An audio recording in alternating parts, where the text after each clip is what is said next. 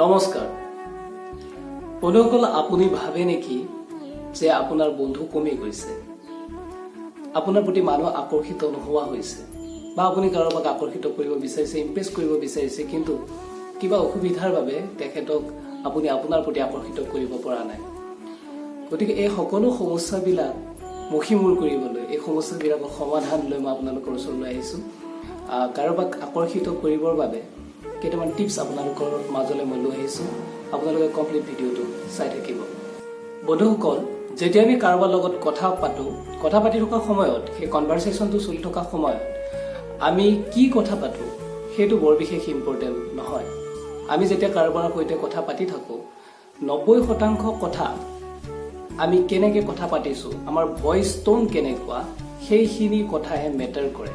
90% matter কৰে আমি কেনেদৰে কথা পাতিছোঁ, আমি চকুত হৈ কথা পাতিছোঁ নে নাই, আৰু আমাৰ ভইচ টোন আৰু আমি কথা পতাৰ ষ্টাইলটোহে মেটাৰ কৰে 90%। বাকী আমি কি কৈছোঁ, কিহৰ বিষয়ে কথা কৈছোঁ, সেইখিনি মাত্ৰ 10% মানহে মেটাৰ কৰে।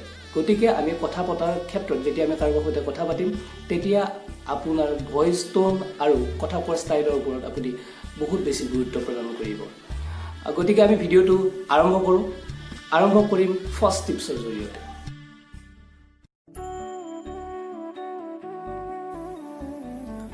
বন্ধুসকল, এজন অপেন মাইণ্ডেড আৰু ফ্ৰেণ্ডলি ব্যক্তিকহে সকলোৱে ভাল পায়।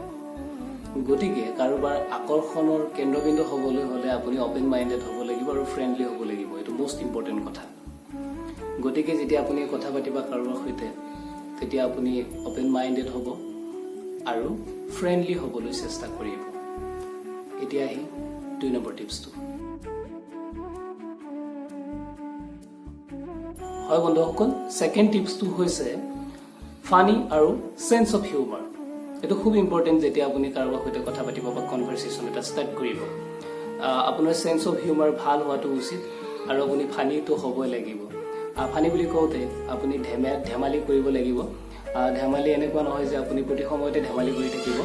আপুনি ধেমেলীয়া হোৱাটো উচিত আৰু আপুনি সুখ হ'ব পাৰিব লাগিব আপুনি যাৰ লগত কথা পাতে, আৰু সেইকাৰণে আপোনাৰ প্ৰেজেন্স অফ মাইণ্ড আৰু চেন্স অফ হিউমাৰ উৎকৃষ্ট হোৱাটো উচিত।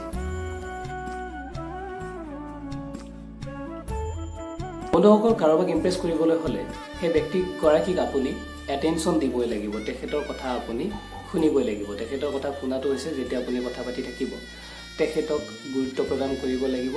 আপোনাৰ কথাখিনি কোৱাৰ লগতে তেখেতে কি কৈ আছে বা তেখেতে কি ক'ব বিচাৰিছে, সেই কথাখিনি আপুনি খুব সাৱধানে আৰু মনোযোগেৰে শুনিবলৈ যত্ন কৰিব লাগে। তেতিয়া সেই ব্যক্তিজন আপোনাৰ প্ৰতি আকৃষ্ট হোৱাৰ যিটো সম্ভাৱনা আছে সেইটো বেছি হৈ যায়।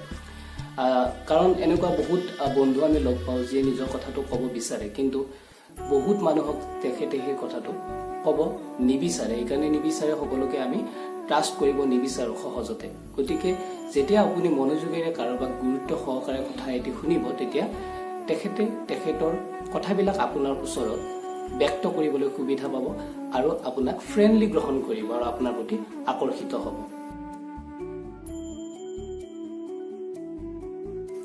বন্ধুসকল, আমি সকলোৱে সেইজন ব্যক্তিকহে গুৰুত্ব দিওঁ, সেইজন ব্যক্তিৰ প্ৰতিহে আকৃষ্ট হওঁ যিগৰাকী ব্যক্তিৰ খুব ইণ্টাৰেষ্টিং হয়, তেখেতৰ কথাবিলাক ইণ্টাৰেষ্টিং হয়। তাত তদুপৰি তেখেতৰ জীৱনত যেতিয়া কিছুমান আমোদজনক ঘটনা ঘটিব, সেই ঘটনাবিলাক তেখেতে শ্বেয়াৰ কৰিব, তেনেকুৱা ব্যক্তিগৰাকীৰ প্ৰতি আমি সকলোৱে আকৰ্ষিত হওঁ। গতিকে কাৰোবাক আকৰ্ষিত কৰিবলৈ হ'লে আমাৰ জীৱনটো তেনেধৰণৰ পেশ্যনেট হ'ব লাগিব। আপোনাৰ জীৱনটো কিছুমান ঘটনা বা ঘটনা প্ৰবাহ থাকিব লাগিব, আমোদজনক ঘটনা। পেশ্যনেট হোৱাৰ লগতে আমি এনাৰ্জেটিকো হোৱা উচিত।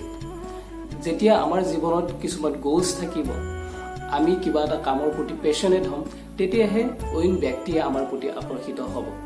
গতিকে আমাৰ লাইফটো ইণ্টাৰেষ্টিং হ'ব লাগিব, কাৰণ এগৰাকী বৰিং লাইফৰ অধিকাৰী ব্যক্তি কোনেও ভাল নাপায়। গতিকে লাইফটো এক্সাইটিং হ'ব লাগে। এপিয়াৰেঞ্চ বা লুক। হয় বন্ধুসকল, এপিয়াৰেঞ্চ বা লুক।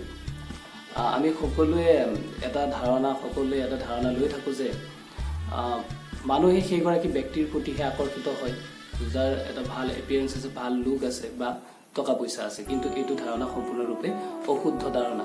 এইকাৰণে অশুদ্ধ ধাৰণা কাৰণ কোনোবা এগৰাকী ব্যক্তিয়ে যদি আন এগৰাকী ব্যক্তিৰ টকা পইচা বা লোকৰ প্ৰতি আকৰ্ষিত হয়, তেতিয়াহ'লে তেওঁ জেনুইনলি সেই ব্যক্তিগৰাকীৰ প্ৰতি আকৰ্ষিত নহয়, তেওঁ কেৱল সেই ব্যক্তিজনৰ পাৰ্টিকুলাৰ দিশটোৰ প্ৰতিহে আকৰ্ষিত। গতিকে যেতিয়া এগৰাকী ব্যক্তি আপোনাৰ পাৰ্চনেলিটিৰ প্ৰতি আকৰ্ষিত হ'ব, তেতিয়াহে সেই ব্যক্তিগৰাকীয়ে সম্পূৰ্ণৰূপে আপোনাৰ প্ৰতি আকৰ্ষিত হোৱা বুলি আমি ক'ব পাৰোঁ। গতিকে এপিয়াৰেঞ্চৰ ক্ষেত্ৰত সদায় চাফ চিকুণতা, পৰিষ্কাৰ পৰিচ্ছন্নতা আৰু ডিচিপ্লিনৰ ওপৰত আমি গুৰুত্ব প্ৰদান কৰাটো উচিত। চ' বন্ধুসকল, এইকেইটা টিপছ মই আজি আপোনালোকৰ আগত দাঙি ধৰিলোঁ। যদি ভিডিঅ'টো আপোনালোকৰ ভাল লাগে, দেন ডেফিনেটলি শ্বেয়াৰ কৰিব আৰু চেনেলটো ছাবস্ক্ৰাইব কৰিব।